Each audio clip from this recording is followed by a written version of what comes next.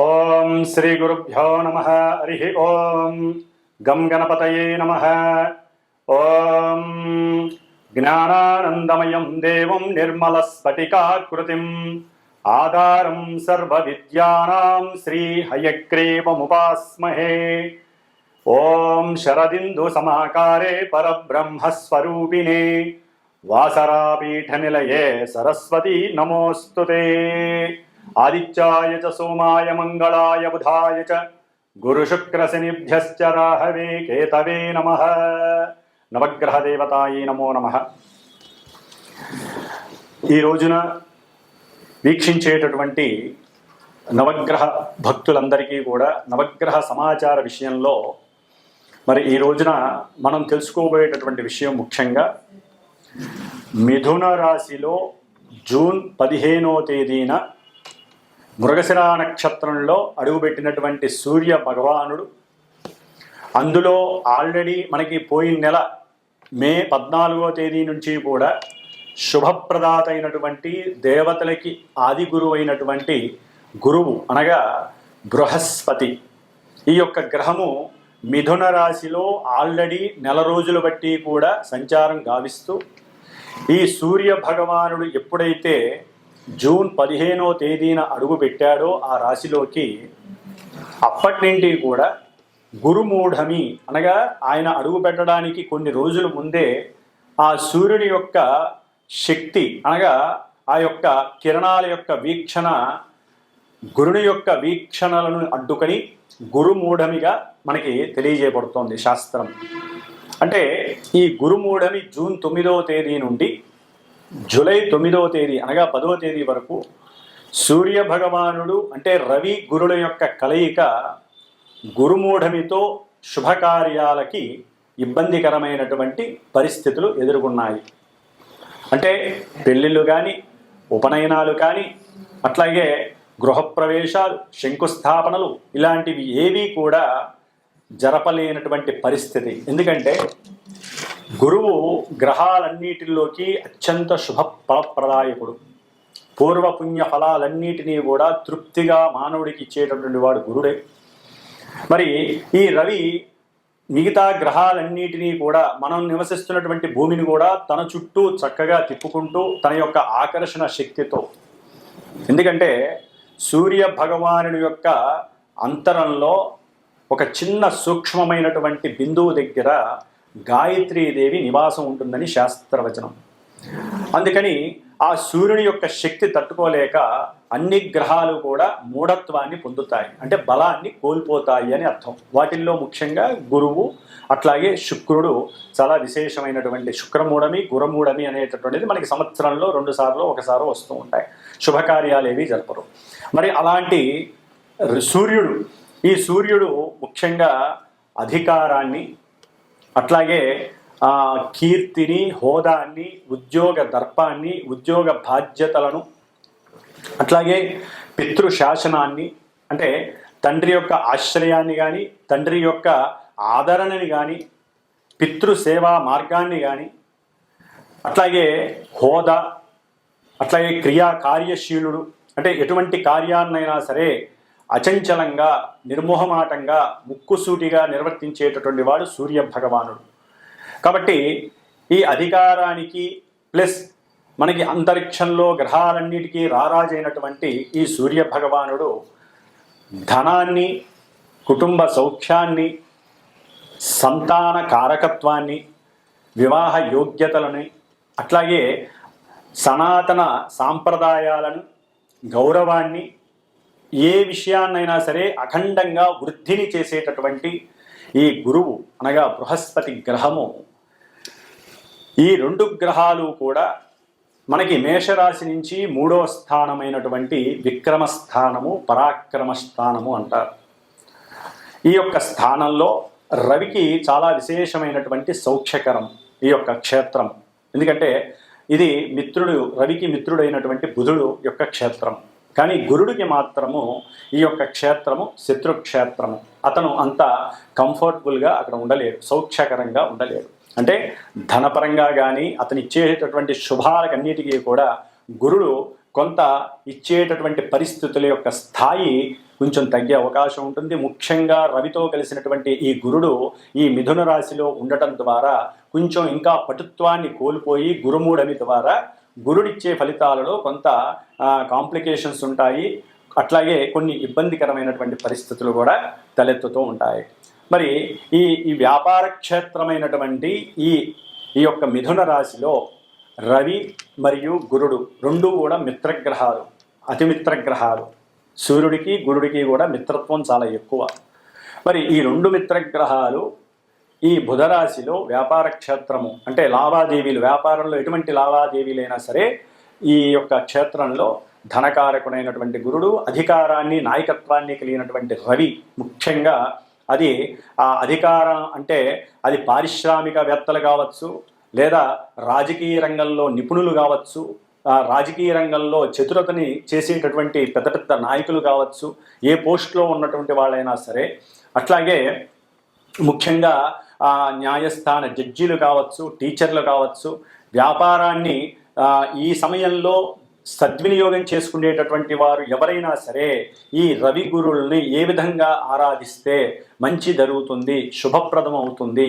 ఈ నెలన్నాళ్ళు కూడా అంటే జూన్ 15వ తేదీ నుండి జూలై 15వ తేదీ వరకు 16వ తేదీ వరకు కూడా ఈ రవి గురుల యొక్క సంగమం అనేటటువంటిది, గురుమూఢం పక్కన పెట్టండి, సంగమం అనేటటువంటిది మనకి మేషరాశ్యాదిగా మీనరాశి పర్యంతం వారు ఉన్నటువంటి స్థానాలను బట్టి, వారు ఉన్నటువంటి మరి నక్షత్రాన్ని బట్టి, అట్లాగే వారికి ఉన్నటువంటి ఆధిపత్య స్థానాన్ని బట్టి కూడా వారు ఎన్నో రకాలైనటువంటి ప్రభావాలని మన జీవితంలో ఈ నెల రోజులు కూడా చూపించే అవకాశం ఉంటుంది.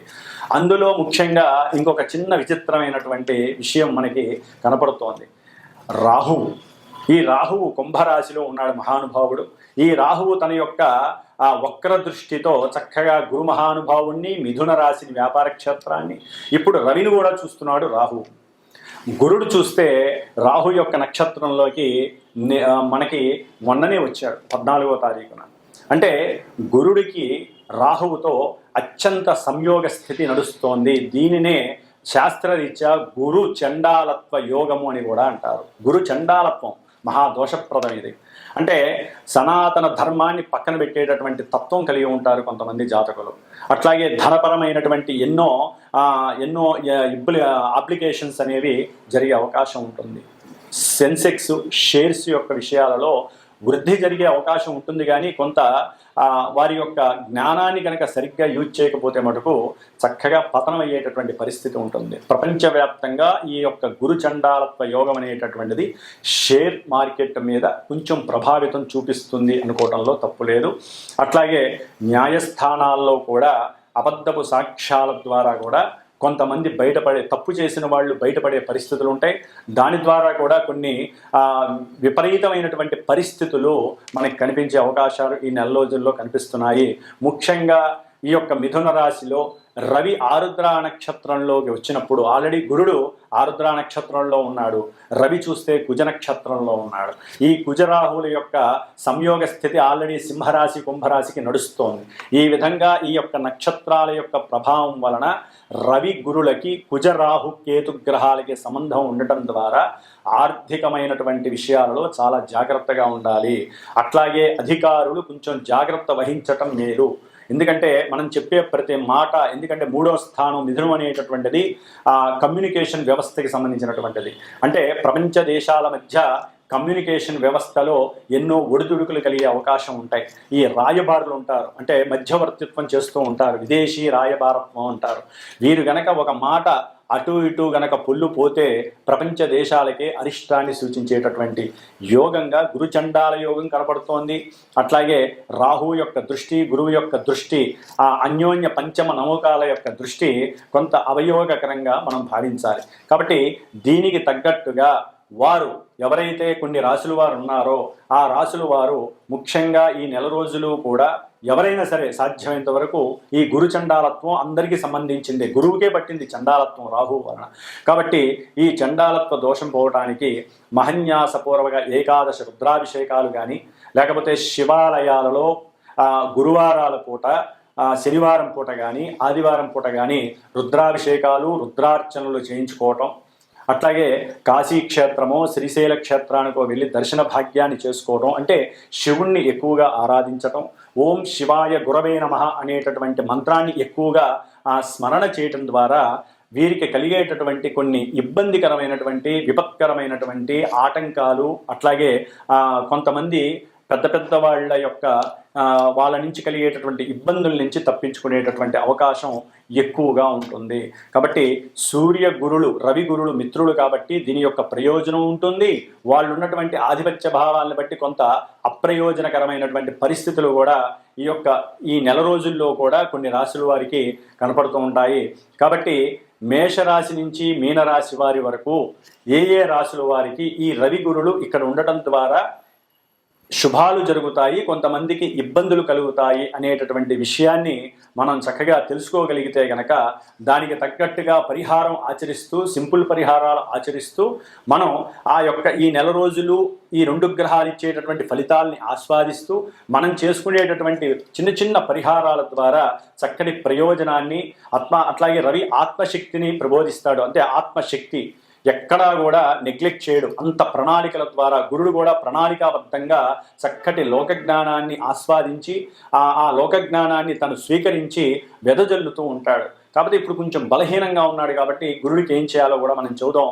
గురువుకి సంబంధించినటువంటి స్తోత్రాన్ని అందరూ కూడా ముఖ్యంగా దత్త ఆరాధన చేయటం, గానుగాపూర్ దర్శనం చేయటం ద్వారా కూడా గురువు ఇచ్చేటటువంటి నెగిటివ్ ఫలితాలు లేకుండా గురు చండాలత్వ యోగ దోషాన్ని మనం ఉపసంహరించుకొని, అట్లాగే ఈ యొక్క రాహు చేత చూడబడుతున్నటువంటి రవి గురుల యొక్క దోషాన్ని పోగొట్టుకునేటటువంటి పరిస్థితి దుర్గాదేవి ఆరాధన చేయడం ద్వారా కూడా రాహుని ఉపశమనం చేయడానికి అవకాశాలు ఉన్నాయి. కాబట్టి సాధ్యమైనంత వరకు అందరూ కూడా దత్త కవచాన్ని కానీ దత్తాత్రేయుడి యొక్క గురుచరిత్ర పారాయణని కానీ ఈ నెల రోజులు కూడా వీలుంటే రోజుకి 1 పావు గంట కేటాయించి చదివినట్లయితే ఈ గురుగ్రహ జాతకులు కానీ, అట్లాగే గురువు యొక్క రాశులకి సంబంధించిన వారు కానీ, గురు నక్షత్రాలైనటువంటి పునర్వసు, విశాఖ, పూర్వభాద్ర నక్షత్ర జాతకులు కానివ్వండి, ధనస్సు మీనరాశుల వారు కానివ్వండి, గురు మహర్దశలు, అంతర్దశలు, విదశలు జరుగుతున్న వారు జన్మలగ్న రీత్యా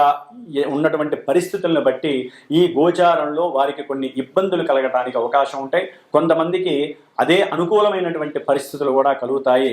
ఏదేమైనప్పటికీ గోచారం అనేటటువంటిది ఒక సూచన మాత్రమే తెలియజేస్తుంది.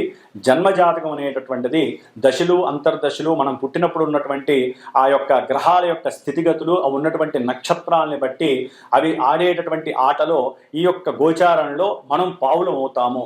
కాబట్టి అప్పుడు జరిగేటటువంటి సిచ్యువేషన్స్ అన్నీ రాసి పెట్టుంటాయి. కాబట్టి గోచారంలో అవి ఏ విధంగా జరుగుతాయి, వాటికి గురువుల ద్వారా అంటే మా ద్వారా సూచించబడినటువంటి పరిహారాలను ఏ విధంగా ఆచరించాలి, వేద మంత్రాలని మనం పట్టుకొని వేలాడాల్సిందే. వేద మంత్రోక్తంగా మాత్రమే గ్రహాలని ఉపసంహరించుకోవాలి. అంటే గ్రహాలు ఇచ్చేటటువంటి నెగిటివ్ రోల్స్ని, నెగిటివ్స్ని కూడా మనం పారద్రోలుకోవాలని వేదశాస్త్రం చెబుతోంది. కాబట్టి శాస్త్రంలో ఈ యొక్క జ్యోతిష్య శాస్త్రం కావచ్చు, మంత్రశాస్త్రం, ఇవన్నీ కూడా అనుసంధానం కలిగి అన్నీ కూడా మన యొక్క రక్షణ కోసమే మన యొక్క ఋషులు కానీ, పూర్వీకులు కానీ, దైవం కానీ మనకి ప్రసాదించినటువంటి వరాలుగా అందరూ తెలుసుకోవాల్సినటువంటి విషయం. కాబట్టి ఇప్పుడు మనకి మేషరాశి నుంచి మీనరాశి వరకు ఏ విధంగా మనకి రవి గురుల యొక్క అనుకూలతలు, ప్రతికూలతలు ఉంటాయో తెలుసుకుందాం. ఓం గం గురవే నమో నమః. కుంభరాశి ఈ నెల జూన్ 15వ తేదీ నుండి జూలై 16వ తేదీ వరకు కుంభరాశి వారికి ద్వితీయ లాభాధిపత్యం కలిగినటువంటి ధనకారకుడు, సంతానకారకుడు, అట్లాగే వాక్స్థానాధిపతి అయినటువంటి సమస్త కార్యాలయందు లాభాన్ని కలుగజేసేటటువంటి ఫ్రూట్ఫుల్ సిగ్నిఫికేటర్గా ఉన్నటువంటి అత్యంత శుభప్రదమైనటువంటి శుభుడైనటువంటి బృహస్పతి ఈ కుంభరాశి వారికి పంచమంలో ఉండటం, అట్లాగే కుంభరాశి వారికి సప్తమాధిపతి అయినటువంటి సూర్య భగవానుడు రవి పంచమంలో ఉండి గురుడితో కలిసి ఉండటం, రాహువు యొక్క నక్షత్రంలో ఉండటం, ఈ రాహువు జన్మరాశిలో ఉండటం.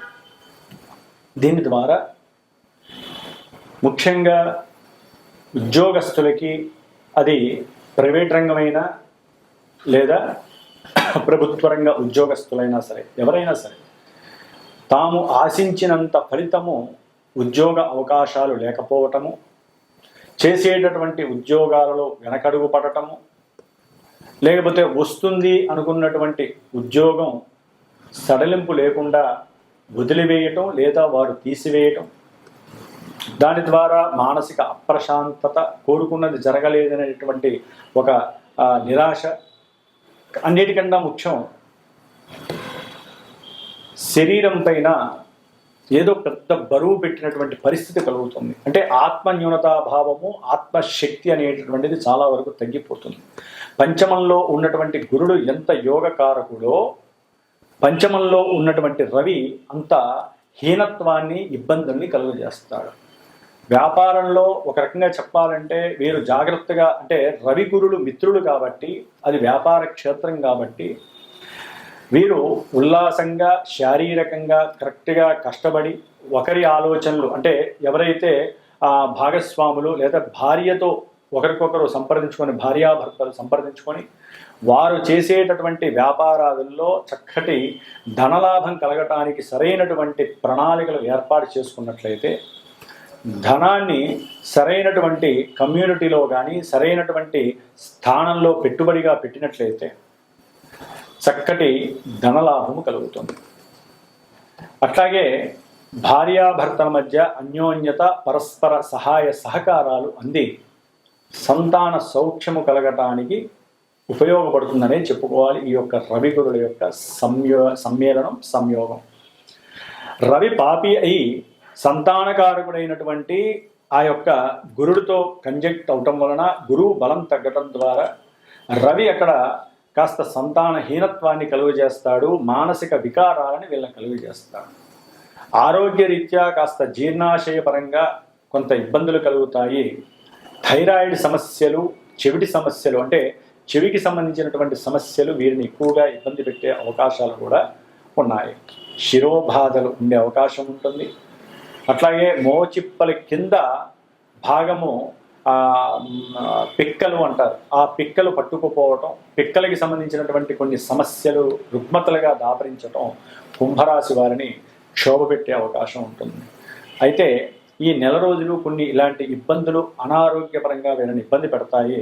కాబట్టి దానికి తగ్గట్టుగా ఈ రవికి సంబంధించినటువంటి స్తోత్రాన్ని జపాకుసుమ సంకాశం కాశ్యపేయం మహాద్యుతం తమోరిం సర్వపాపఘ్నం ప్రణతోస్మి దివాకరం అనేటటువంటి స్తోత్రాన్ని నిత్యము ఒక 60 సార్లు చక్కగా చదివినట్లయితే మీకు సంతానపరంగా సమస్యలు రావు. లేకపోతే సంతానపరంగా కొంత వారు తిరిగే తిరుళ్ళకి, కుంభరాశి వారికి వారికి ఉన్న ఆలోచన విధానానికి మీకు ఖర్చు విపరీతమయ్యే అవకాశం ఉంటుంది.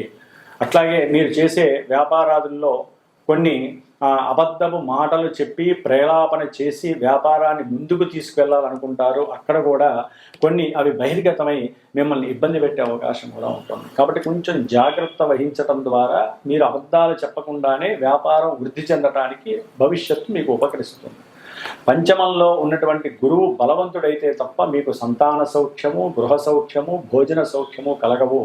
ముఖ్యంగా ధనలాభాదులు కలగాలంటే ఇంకొన్ని రోజులు, ఒక నెల రోజులు వెయిట్ చేయాలి. రవితో కూడినటువంటి గురుడు కొన్ని విషయాలలో లాభాల్ని, కొన్ని విషయాల్లో ఇబ్బందుల్ని కలుగజేస్తాడు. ముఖ్యంగా రాజకీయ రంగంలో ఉన్నటువంటి ప్రసిద్ధమైనటువంటి ప్రముఖమైనటువంటి రాజకీయ నాయకులు, వ్యక్తులు ఎవరైనా సరే తమ యొక్క కుటుంబంలో వారసత్వాన్ని వృద్ధి చేయడానికి వారి యొక్క ఆలోచనలు రకరకాలుగా తీసుకువెళ్ళడానికి, అంటే వారి యొక్క కుటుంబ వ్యవస్థని, అది ముఖ్యంగా భార్య అయితే భర్త, భర్త అయితే భార్య, లేకపోతే సంతానాన్ని వృద్ధి చేయడానికి, వారసత్వపు సంపదని పెంచుకోవడానికి ఎక్కువగా కృషి చేసే అవకాశం ఉంటుంది. ఇది కూడా ఒకందుకు లాభమనే చెప్పుకోవాలి కుంభరాశి వారికి. ఏదేమైనప్పటికీ ఆరోగ్య విషయంలో కొన్ని జాగ్రత్తలు వహించాలి. దీర్ఘకాలిక వ్యాధులు కూడా ఒక రకంగా వీరిని అంతర్గత సమస్యలు కూడా ఇబ్బంది పెట్టడానికి అవకాశం ఉంటుంది. ఎన్నున్నా కూడా అవి తొందరగా వెళ్ళిపోయే అవకాశం ఉంటుంది. కాబట్టి కుంభరాశి వారు సూర్యారాధన చేయటం లేదా దుర్గాదేవి యొక్క 23 నామ స్తోత్రాన్ని పఠించడం ద్వారా కొంత ఉపయుక్తమైనటువంటి పరిస్థితి రవి గురుల యొక్క సమ్మేళనం వలన కలుగుతోందని చెప్పుకోవచ్చు. ఓం శ్రీమాత్రే నమో నమః.